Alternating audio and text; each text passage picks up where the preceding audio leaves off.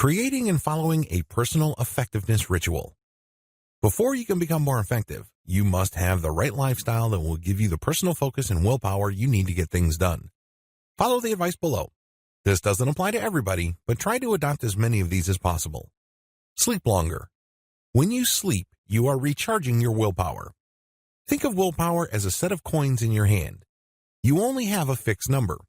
Whenever you have to make a decision or whenever you have to analyze something, you have to spend one of these willpower coins. At the end of the day, you have no coins left. When you sleep, you recharge the willpower that you have, and if you get deep, high-quality sleep, you actually end up with more willpower coins to start your day. Wake up early. When you wake up early, you energize your focus. You also achieve a sense of newness or tap into a sense of possibility or adventure. These are very important states of mind that you need to leverage for greater effectiveness. Make it a point to wake up early. Exercise. I know that a lot of people are scared of exercise. I know that a lot of people are under the impression that they simply do not have the luxury of time to exercise. I get that. Believe me, I know where you're coming from. The good news is, exercise doesn't have to be big or dramatic. You can adopt a daily exercise routine that doesn't have to take up much time. What's important is that you're consistent. This is the key. As long as you do it morning after morning, you are fine. It may be something as simple as walking around the block or just walking your dog. That's okay. Just do it in the morning to turbocharge your focus and do it consistently, and you should be okay. Take a cold or short shower. This is controversial because, hey, let's face it, most people do not like to be inconvenienced. A lot of people think that when you take a very cold shower first thing in the morning, especially if you live in the colder parts of the United States, it is a form of torture. Believe me, I understand where you're coming from, but you need to shock your system. You must have a certain bright line in your daily routine where you wake up, and the best way to send your body the signal is to take a cold shower. The good news is you don't have to stand under that blast of frigid water. You can use this opportunity to speed up showering. Also, when you do this, you not only wake up in a very clear way to start your day, but you also build up your ability to withstand discomfort. You can look at this as increasing your ability to withstand challenging situations. Believe me, taking an ice cold shower first thing in the morning can be quite challenging. The good news is you get used to it. If you're able to handle that, then you will probably be able to handle a lot of other challenging situations. Eat a light, low-carb breakfast. If you have followed the advice above, you should be feeling energized. You should be very pumped up right now. Don't throw it all away by eating a very heavy, high-carb breakfast. I'm talking about lots of pancakes, possibly mashed potatoes or hash browns or rice or any other breakfast that involves a lot of starch. When you do that, you not only get a huge surge in insulin, which gives you some sort of brain freeze, but it also bloats you. This is a lousy way to start the day. Instead, eat a very light, low-carb breakfast. This means that you can load up on protein. Maybe you can eat sausages or corned beef or even scrambled eggs. Whatever the case may be, focus on the fat content so you get the energy you need without getting loaded down by a sudden spike in your blood insulin levels. Practice gratitude or some other form of mindfulness. Before you start working or before you start doing what you normally do every day at work or at school, practice gratitude.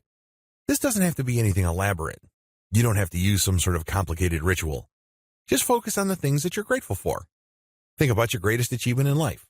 For most people, this has something to do with education.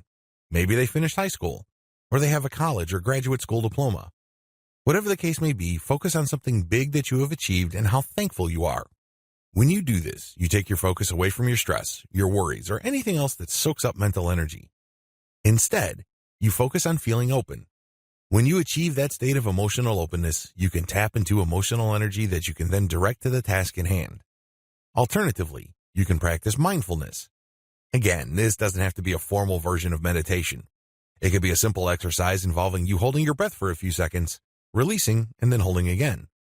Whatever form it takes, do it if it enables you to lock into the present moment and completely unwind your mind.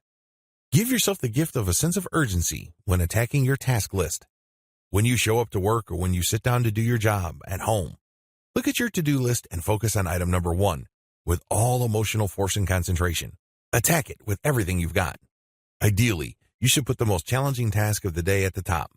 Give it everything you've got, and believe me, you will feel a nice emotional surge if you pull this off. Why? You get a nice sense of accomplishment. You are able to take out the tasks that you would have rather postponed or procrastinated on. Pat yourself on the back. You've done a great thing because, hey, let's face it, if left up to you, you probably would not have done it. So make a conscious effort to knock out the hardest task first thing in the morning or first thing in the day. Chop each to-do list item into bite-sized pieces. At this point, you should have simplified the tasks on your to-do list items. However, there's always room for improvement. Keep simplifying them until you reach a point where you only need to do one thing for you to take care of a bite-sized task. Once you take care of that, then you do another bite-sized task until you knock out an actual to-do list item. When you do things this way, you become less afraid of each task. You stop worrying about how much time it would take. You stop thinking about how difficult it is.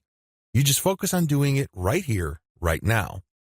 So, simplify everything as much as possible by reducing them to bite-sized tasks and just plow through them like a bulldozer. Attack thoroughly.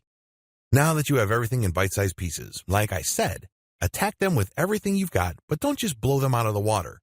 Don't just get rid of them for the sake of getting rid of them. Instead, be very thorough.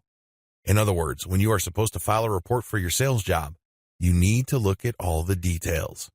Make sure that everything is what your boss expected. Make sure you don't overlook any kind of detail. In other words, focus on quality. If you are a student and you need to read a novel for class, make sure you've thoroughly read the book and you've taken useful notes. If you are working at a factory, don't just do what's expected of you, but make sure that the output meets the highest quality standards. Attack and be thorough. These go hand in hand. These are not alternatives.